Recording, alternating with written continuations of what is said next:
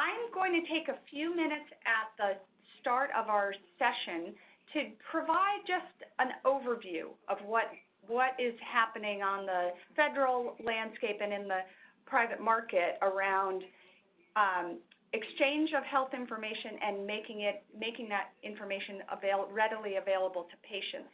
Then I'm going to turn it over to Mickey, who's really the expert on this. So I'll sort of give a 40,000-foot overview, and then every hard question that you have, you should save and ask Mickey, because he will know the answer.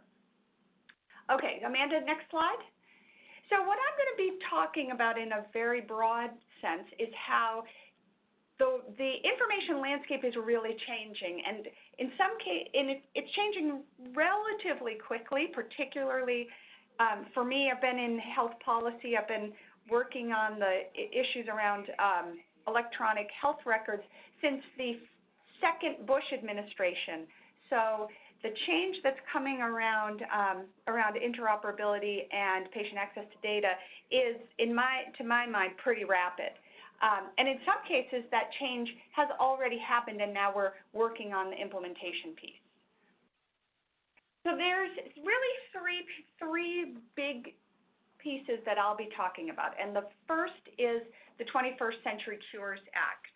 So this act was passed by Congress during the Obama administration. It was really the last major piece of legislation passed during that administration. And the overarching goal was to advance biomedical innovation. But there were pieces of the act that are relevant to the work that we're all interested in here. There were pieces of the act that were designed to encourage interoperability and to leverage electronic health records to both improve care and improve patients' access to information. So within the act, one of the first things that it does is it established this committee, the HIT Advisory Committee, or HITAC. So that committee is within the Office of the National Coordinator for Health Information Technology, and it's charged with developing recommendations related to interoperability. And it defines interoperability as the exchange of information without special effort, and it allows for complete access and exchange and use of all electronically available health information. Now, when the act was passed and for some time afterwards, there was some debate over what the word "all" means, but they seem to have settled on a definition.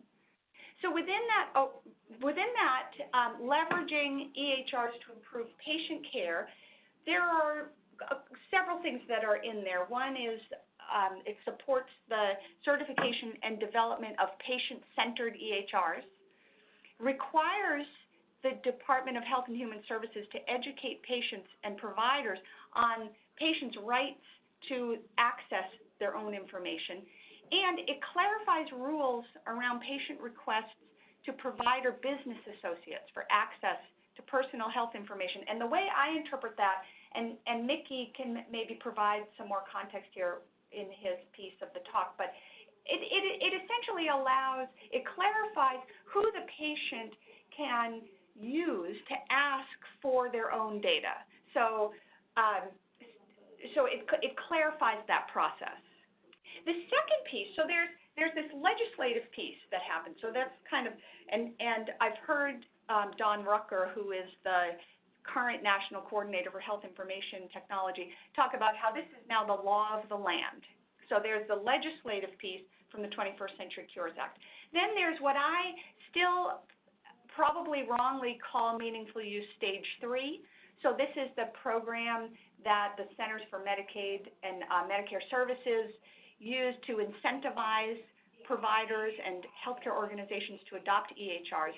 And in Stage 3, they require an open API. And what this means, and again, ask Mickey all your technical questions, but essentially what this means is that EHR vendors have to have this API which allows third-party apps.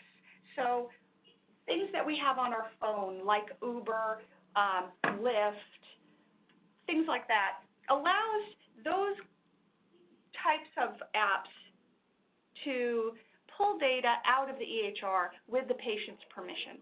And it recommends that these apps, it recommends fast healthcare interoperability resources, or FHIR. And this is a kind of a, this is how the modern internet runs. And so they're encouraging healthcare to move away from kind of the older way that the internet worked into the modern way that the internet works.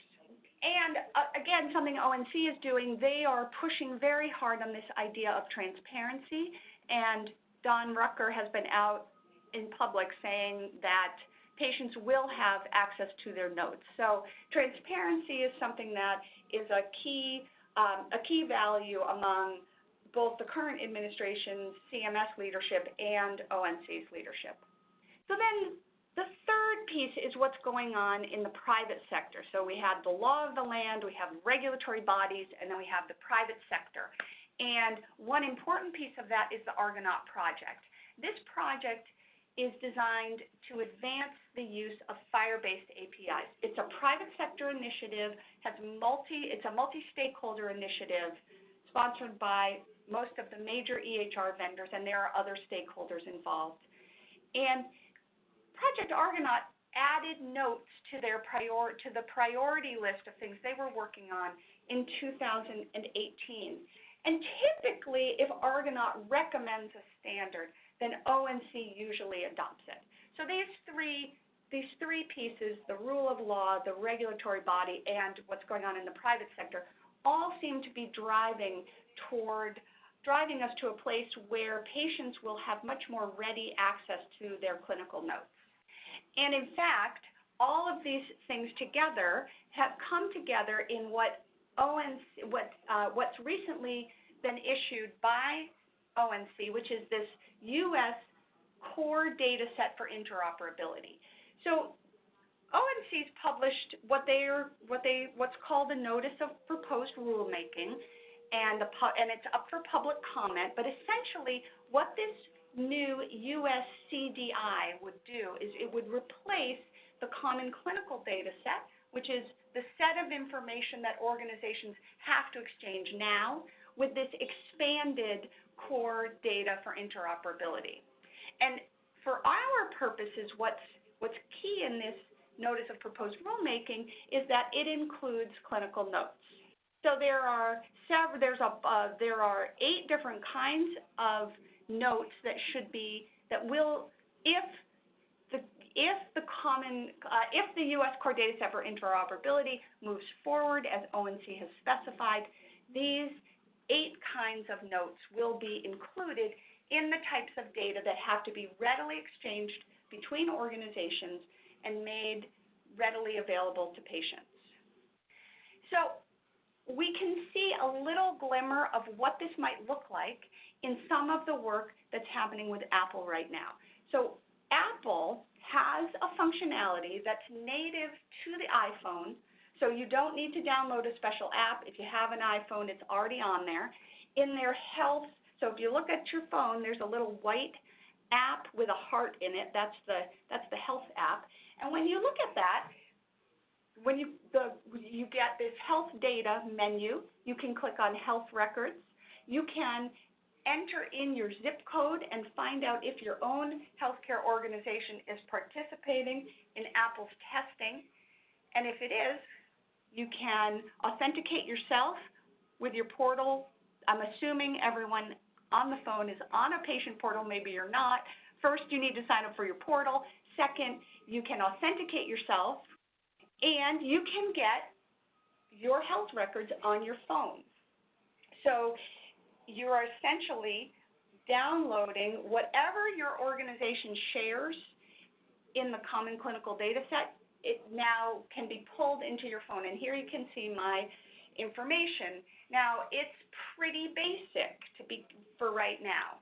It has lab results. It has your immunization history, the medications you take, some your vital signs. It's pretty basic, but you can imagine thinking back to what's in that U.S. core data set for interoperability, that this could be a much richer set of information. And the trend is really spreading across the tech world with many of the major tech companies putting a stake in it, Amazon, Google, Salesforce. They're all working, they've all pledged to help remove interoperability barriers. So with that kind of, there's a lot of energy and sort of activity that's going on in this area right now on the private side.